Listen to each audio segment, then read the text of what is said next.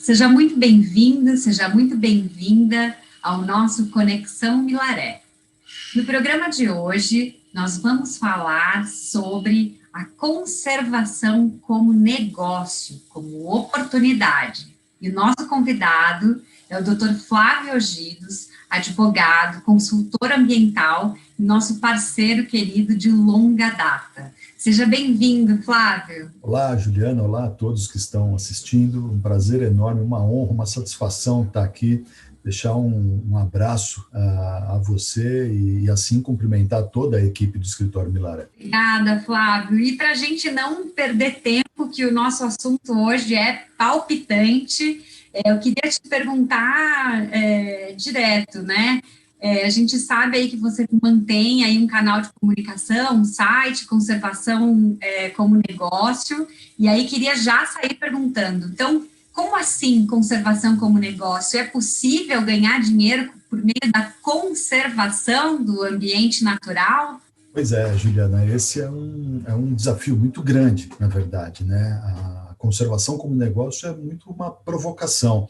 Eu lembro, há quase 20 anos, quando eu saí da faculdade, comecei a dar os meus primeiros passos, né, no direito ambiental,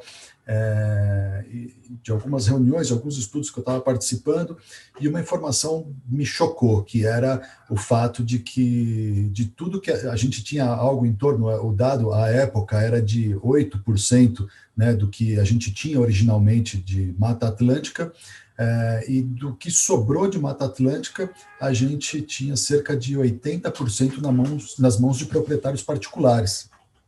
E aí, como é que a gente pode garantir quadros de conservação sem contar com o amor à natureza dessas pessoas? Porque muitas vezes a decisão que o proprietário rural tem que tomar não é uma decisão ideológica, é uma questão prática de viabilizar economicamente a propriedade para colocar comida em casa, enfim, para trabalhar, para fazer o giro, né?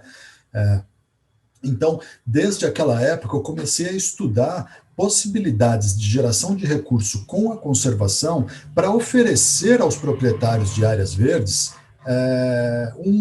uma alternativa, de dizer, olha, nessa área conservada você pode fazer X, e isso dê algum recurso para que essas áreas saíssem. Hoje, na zona rural, a gente tem uma situação que essas áreas elas são tidas como áreas sujas, né? Áreas de mato, áreas cujo valor comercial, inclusive, ele é menor do que o valor comercial das áreas prontas, ou as áreas feitas, ou as áreas limpas, que são as áreas para as culturas agrícolas, para a pecuária, enfim.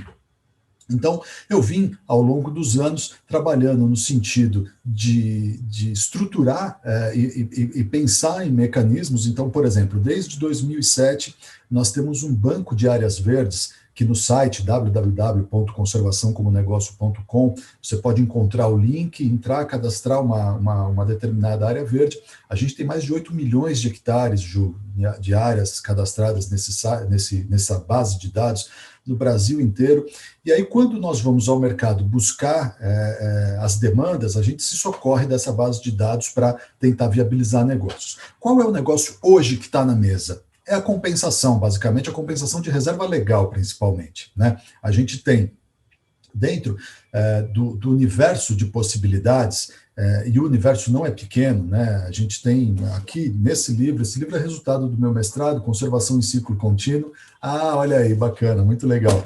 Aqui a gente tem 22 oportunidades já de geração de negócio em RPPN. A gente fala, traz cada uma delas, descreve, mas na consultoria e na Jataí Capital e Conservação, a gente vai além, a gente trabalha com uma matriz estruturada de cerca de 40 oportunidades de geração de recurso, né? Então, essa grande matriz, ela está estruturada em 3 categorias principais. Políticas públicas, que são as compensações, cota de reserva ambiental, alguns arranjos de pagamento por serviços ambientais, tudo que está relacionado, o que depende de uma regulamentação, de uma lei, de algum arranjo envolvendo o poder público, como o próprio nome sugere. Empreendedorismo, o conjunto de atividades que pode ser desenvolvido por iniciativa do proprietário, essas estão mais relacionadas ao turismo, a estruturação de um banco de imagens, enfim, coisas que o proprietário consegue fazer, independente de normas, etc. Tal. E uma terceira categoria, e essa categoria é a que mais tem suscitado questionamentos e coisas e tal, que é a categoria de ativos ambientais. Né? Então, quando a gente fala de ativos ambientais, é olhar para essas propriedades e entender que aquela porção de vegetação nativa constitui uma reserva de ativos ambientais e que esses ativos favorecem a melhoria dos serviços ecossistêmicos, como a própria lei de pagamento por serviços ambientais preconiza. Né? Então, quer dizer, a partir desse entendimento e a partir da condição que nós, enquanto consultoria, temos de fazer uma qualiquantificação desses ativos, e entender qual é a contribuição que essa área traz do ponto de vista dos recursos hídricos, do ponto de vista da biodiversidade e do ponto de vista do carbono, né, para a amenização dos efeitos da mudança climática, como é que a gente transforma isso em algo que possa ser monetizável? Como é que a gente monetiza isso? Porque uma crítica que eu tenho, Ju, e aí já para encerrar, a estrutura que a gente tem hoje e a estrutura dos programas de pagamento por serviços ambientais é a necessidade de você conseguir uma doação, algum recurso para bancar um programa, é um programa finito, que vai remunerar proprietários que conservam durante um determinado tempo.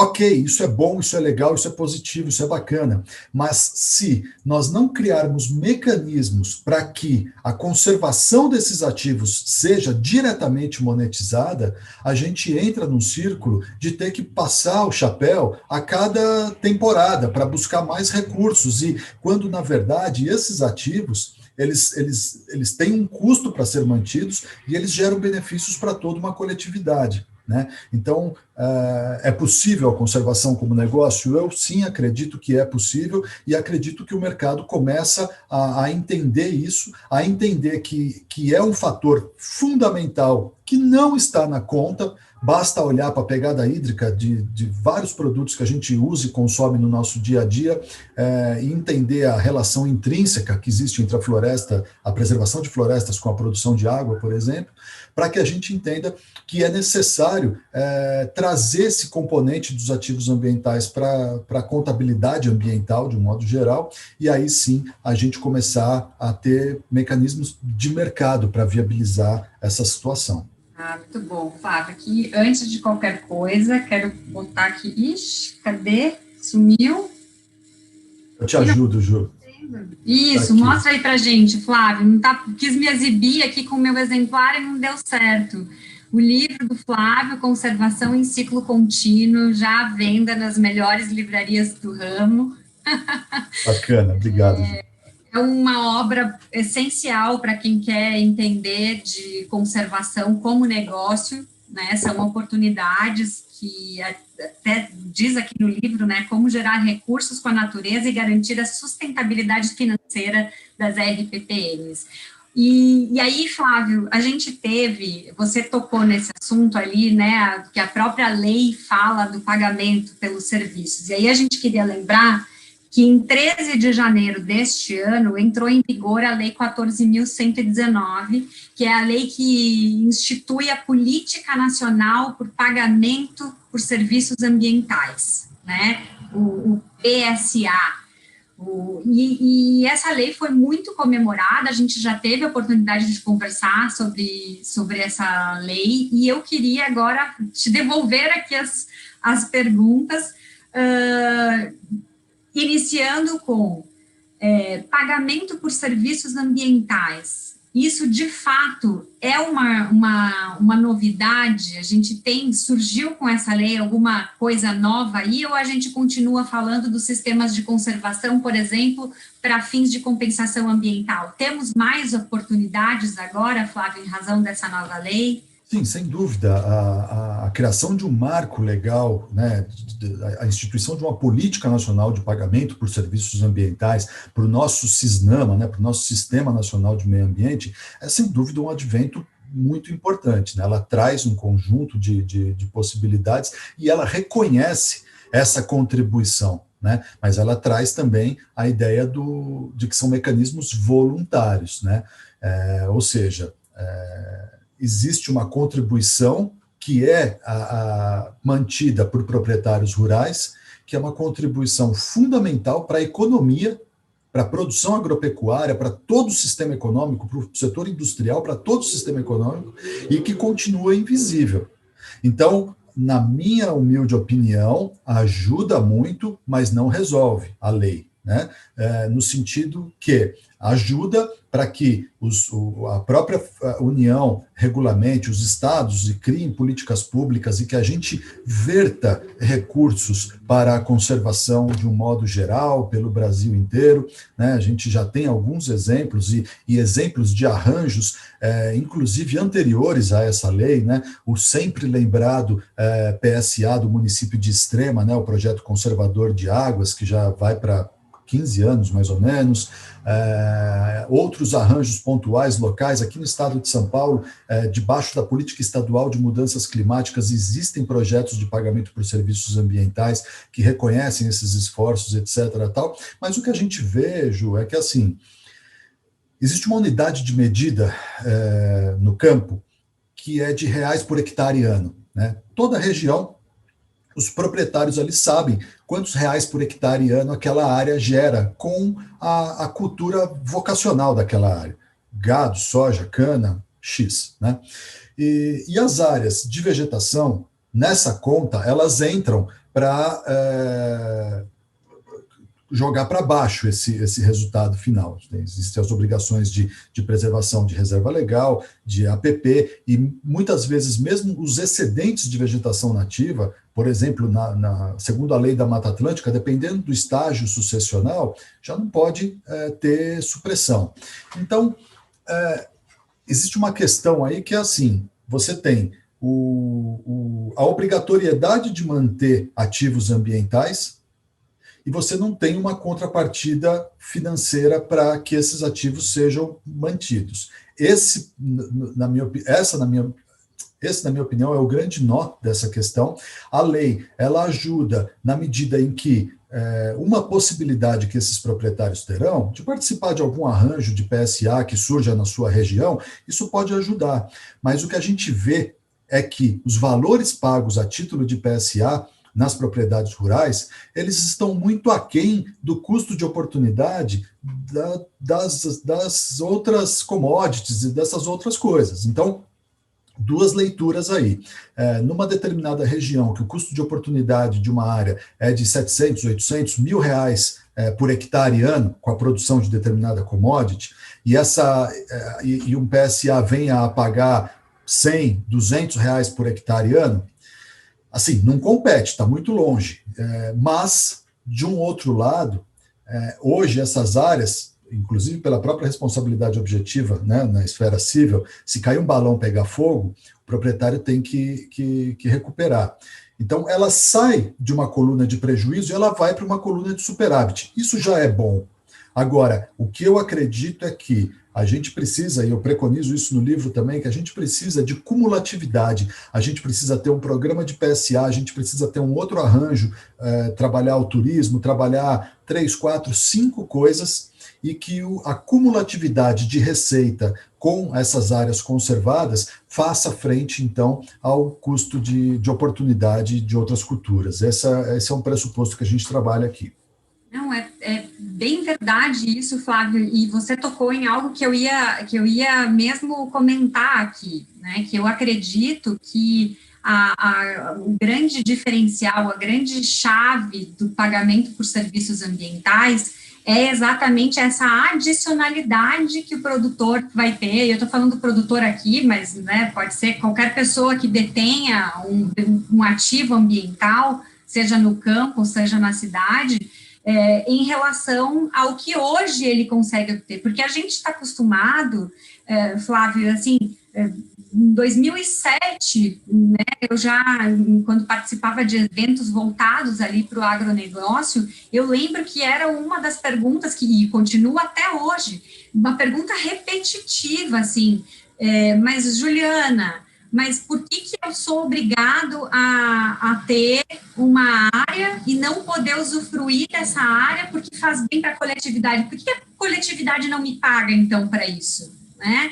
Então, fazendo ali o paralelo com a questão de reserva legal, as APPs, que são os que a gente mais comumente fala, mais comumente conhece. Então, de fato, Flávio, me parece que o pagamento por serviços ambientais, ele tem que sair do papel, ele tem que virar uma realidade, e para quem questiona se pode ser para essas áreas de reserva legal ou APP, eu particularmente defendo que tem que ser especialmente para essas áreas, porque é para isso que não só para isso, mas é para isso também que essa lei foi publicada, né? É uma forma de remunerar quem tem a obrigação de manutenção de áreas que hoje não podem, hoje, na verdade, essas áreas elas estão esvaziadas de conteúdo econômico.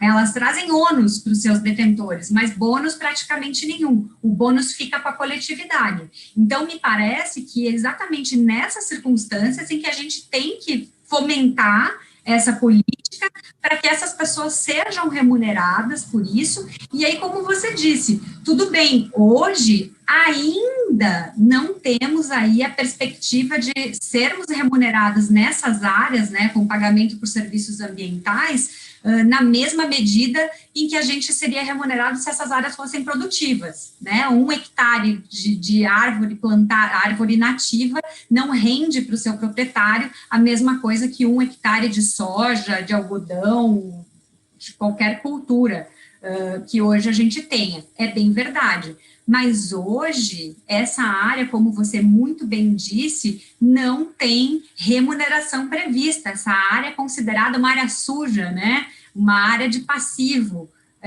para propriedade. Então, é uma alternativa aí. E aí, então, vimos com super bons olhos a entrada em vigor dessa lei em janeiro, né, Flávio? Acho que estamos alinhados aí em relação a isso. Sem dúvida. E queria te perguntar, para a gente fechar, quem tem uma propriedade que tem vegetação nativa e ela quer fazer alguma coisa de bom, o que você pode sugerir ali? Qual o seu conselho? Por onde é que a pessoa começa a fazer da sua conservação um negócio?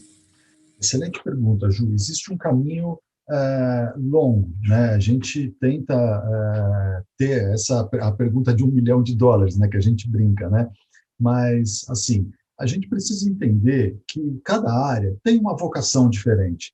Isso vai depender não só das características físicas da propriedade, mas das condições de acesso, do tamanho da área, do que acontece naquela região. Existem regiões, por exemplo, se você tem uma área próxima. Eu lembro de ter visitado Três Coroas, né, na sua terra, que ela tá ali, ela pegava um fluxo de turismo de Gramado e Canelas, e Três Coroas desenvolveu alguns destinos de turismo de aventura ali, e ele aproveitava o fluxo turístico de Gramado e Canelas para a pessoa que vai passar 5 dias lá, passa um dia em Três Coroas, aproveitando de um ecoturismo, de uma coisa assim.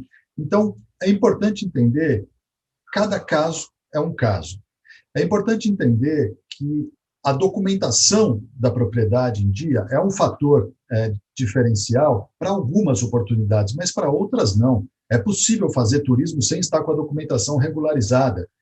Então, assim, tem um quebra-cabeça aí que precisa ser montado e ser entendido nesse caso a caso.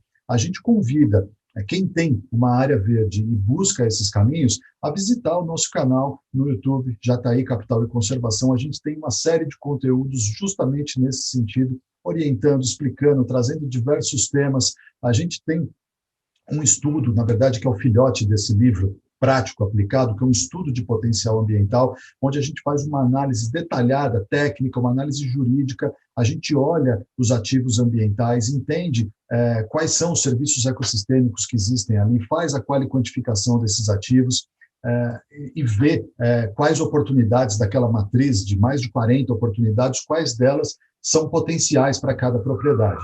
Acontece que a gente percebeu, Ju, que esse estudo, como é uma roupa de alfaiate, que a gente costuma dizer, feito caso a caso, era um estudo que demorava coisa de 5, 6 meses num custo razoavelmente alto, muitas vezes para o proprietário rural. Então, nesse momento, a gente está em busca de parceiros para viabilizar a aplicação de tecnologia e inteligência artificial para cruzar dados de outras bases, imagens de satélite, um monte de coisa, e ter esses 6 meses de esforço, de trabalho, em poucos botões, em poucos filtros que a gente consiga fazer, para que a gente consiga dar celeridade, ganhar escala, reduzir custo e conseguir auxiliar os proprietários a trilhar essa jornada da sustentabilidade econômica.